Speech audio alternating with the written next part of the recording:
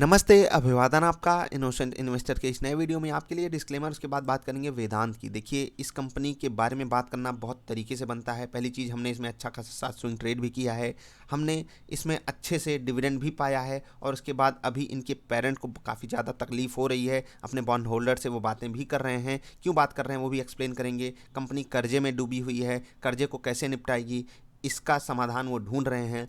अब वेदांत की अगर बात करें तो 20 दिन में 30% भाग चुका है ये। इसको कोई फ़र्क क्यों नहीं पड़ रहा है वो भी एक्सप्लेन करेंगे। सबसे पहले न्यूज़ जान लेते हैं। देखिए, अभी वेदांत की जो पेरेंट कंपनी है वेदांत रिसोर्सेज, अब ये क्या कर रही है, ये अलग अलग कंपनियों के शेयर बेच रही है अपने पास कैश लाने के लिए। वो कैश यूज करेंगे अपने बॉन्ड होल्डर्स को चुकाने के लिए, क्योंकि इन्होंने बॉन्ड इशू किया हुआ था। अब उसकी मैच्योरिटी बहुत ही जल्द 6-7 महीने में आने वाली है, तो अपने बॉन्ड होल्डर्स को ब्याज सहित चुकाना पड़ेगा जो पैसा है, तो इनके पास कैश होना चाहिए। अभी आधुनिक इंडस्ट्रीज के इन्होंने 2.25 लाख शेयर बेचे हैं, और ये बड़ी चीज़ है। आप सोच कर देखिएगा एक बार कि कंपनी जब कर्जे में होती है तो वो कुछ ना कुछ ऑप्शन उसको ढूंढना ही पड़ता है कैश के लिए। अब समझिए, इस चीज़ को सोचने को मैं आपसे कह रहा हूँ कि पेरेंट कंपनी कर्जे को निपटाने की बात कर रही है, स्टॉक भागे पड़ा है। एक्सप्लेन करेंगे। एक सबसे इंपॉर्टेंट चीज़ आप समझिए जो मैं एक्सप्लेन कर रहा हूँ। Vedanta resources under pressure. Under pressure मतलब आप समझ पा रहे होंगे ना, तकलीफ है उनको, क्योंकि 6 महीने के अंदर बॉन्ड जो है वो मैच्योर होने वाले हैं और वो देना पड़ेगा। अब ये साउंड्स आउट बॉन्ड होल्डर्स, मतलब बॉन्ड होल्डर से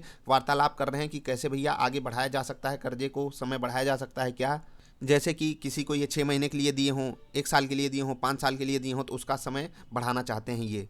देखिए, अगर बॉन्ड होल्डर्स एग्री कर जाते हैं तो वेदांत के लिए बहुत अच्छी न्यूज़ हो जाएगी ये। लेकिन इनडायरेक्ट तरीके से अगर आप देखेंगे, जो कर्जा है वो बैठा ही रहेगा, प्लस ब्याज आपको ज़्यादा हो सकता है डिमांड की जाए बॉन्ड होल्डर्स की तरफ से, तभी वो डेट आगे बढ़ाएं, या जो भी चीज़ें हो सकती हैं। वो वापस आते हैं चार्ट पर।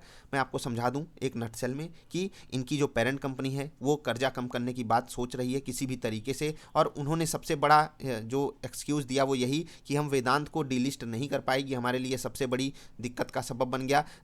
मतलब होता है यार, अब वेदांत अगर डिलिस्ट हो गई होती, ढेर सारा कैश आता उनके पास, उस कैश को वो यूज करते। अब आप समझिएगा बात को ध्यान से। कंपनी जब डिलिस्ट हो रही थी, आपको कुछ बातें मैं याद दिलाना चाहता हूँ। LIC ने कहा हम 300 प्लस के रेट पे बेचेंगे, कंपनी उस वक्त 150 के आसपास थी।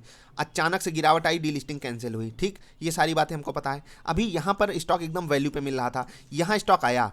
आपको फिर से बताऊं, यहाँ पर स्टॉक आया तो क्या अनाउंस हो गया, डिविडेंड। और मैंने आपको बोला आंख बंद करके पैसा लगा दीजिए डिविडेंड के लिए, क्योंकि 9.5% का डिविडेंड था। एरा गैरा नत्थु खैरा डिविडेंड नहीं था। अब 9.5% डिविडेंड आपको आराम से मिल गया। और उसके बाद ये वाली जो कैंडल बनी, मैंने आपको प्रॉफिट बुक करने के लिए भी कहा, और आपको मैंने सिंपली कहा भी था, अगर आपको याद हो तो वीडियो जाकर देखिएगा। उस वीडियो में मैंने कहा था कि जिन लोगों ने मेरे कहने पर यहाँ पर खरीदारी की है, या यहाँ पर भी मैंने खरीदने के लिए बोला था, इन दोनों केसेस में यहाँ मैं डिविडेंड के लिए नहीं, स्विंग ट्रेड के लिए खरीदने के लिए बोला था। आप जाकर चेक कीजिएगा वीडियो। हाँ, और उसके बाद यहाँ पर भी लेने के लिए बोला था, और ये बोला था कि जो लोग यहाँ लिए हों या यहाँ लिए हों और उनको प्रॉफिट पे निकलना है, मतलब कि 9.5% तो खाते में आ ही चुका है, प्लस आपको कॉस्ट टू कॉस्ट निकलना है, आप निकल जाइए। जो लोग प्रॉफिट में हैं वो भी निकल जाइए। अब इतना मूव हमें एक्सपेक्टेड था या नहीं, उसकी भी मतलब उसका भी आंसर वीडियो में ही है। मैंने आपसे कहा था स्टॉक सस्ता है, और ये मूव जो आ रहा है बिल्कुल इसी कारण आ रहा है, क्योंकि ये स्टॉक सस्ता अवेलेबल है। क्यों? क्योंकि आप अगर जाकर इसका पी वगैरह चेक करेंगे उस कारण भी। और दूसरी चीज़, मार्केट ऑल टाइम हाई पे है, ये स्टॉक गिर क्यों रहा है? क्योंकि डीलिस्ट नहीं हो पाया। आप एक बात समझिए, ये कोई फंडामेंटल नेगेटिव न्यूज़ थोड़ी है। कंपनी डीलिस्ट नहीं हो पाई, एक सेंटिमेंटल नेगेटिव न्यूज है ये। लेकिन फंडामेंटली कुछ ऐसा गड़बड़ थोड़ी हो गया। कंपनी नॉर्मल ऑपरेशन कर रही है, सारे काम कर रही है, तो इतनी बड़ी गिरावट बिना मतलब की आई। और बाजार इसीलिए इतनी डायनामिक है, इसीलिए इस बाजार में बड़े बड़े गच्चा खा जाते हैं। क्यों खाते हैं धोखा? इसीलिए क्योंकि बाजार सेंटिमेंट्स पे चलती है, टेक्निकल पे चलती है, फंडामेंटल पे चलती है, और कभी कभी हवा हवाई बातों पे भी चल जाती है। हर्षद मेहता याद है? तो अब आपको क्या करना है मैं सिंपली बता देता हूँ। इस वक्त क्या खरीदने लायक है? देखो, बाजार गिर रही है और ये भाग रहा है। क्या इस वक्त खरीदने लायक है? जी हाँ, खरीद लीजिए। कि कब के लिए? लॉन्ग टर्म के लिए। लेकिन क्या इतना लॉन्ग टर्म आप सोचते हो जितना है? और 20 दिन में 30% भाग गया है तो क्या लेने लायक है? जी नहीं। अब आपको सब यही बताते हैं कि अच्छी कंपनियां कभी भी खरीद लो लॉन्ग टर्म के लिए। ये नहीं होता है। आपको एक रिट्रेसमेंट का वेट करना चाहिए। फिबोनाची लगाइए, फिबोनाची ड्रॉ कीजिए और चीज़ों को समझिए। अभी मैं आपको सिंपली बता देता हूँ, इसके लिए रेजिस्टेंस जो है वो 122-123 के लेवल पे है। वहाँ तक ये बड़े आराम से जा सकता है, यानी कि 3-4 रुपये ऊपर।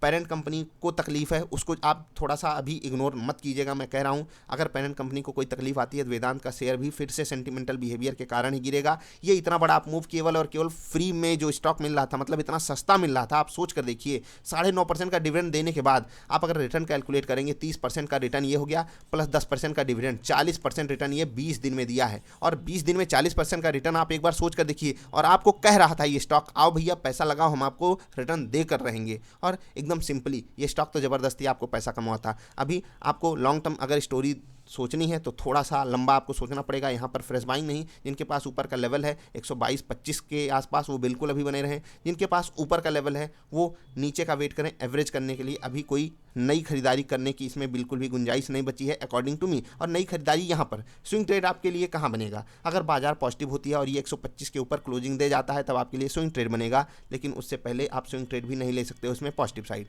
तो बस यही थी आज की वीडियो। मिलेंगे फिर से किसी अच्छी वाली वीडियोज़ में। आपको जो भी बातें मैंने समझाई उसका एक बेस होता है, पीछे जाकर आप चेक किया कीजिए स्टॉक सस्ता है, क्यों सस्ता है, क्यों मिल रहा है। ये सारी चीज़ें जब आप जांच कर कोई स्टॉक लेंगे ना स्विंग ट्रेड के लिए, यकीन मानिए आप प्रॉफिटेबल रहेंगे। पुरानी वाली वेदांत की वीडियो अगर आप देखेंगे काफ़ी क्लैरिटी आपको वहाँ से भी मिलेगी। अभी के लिए इतना ही, बाय बाय।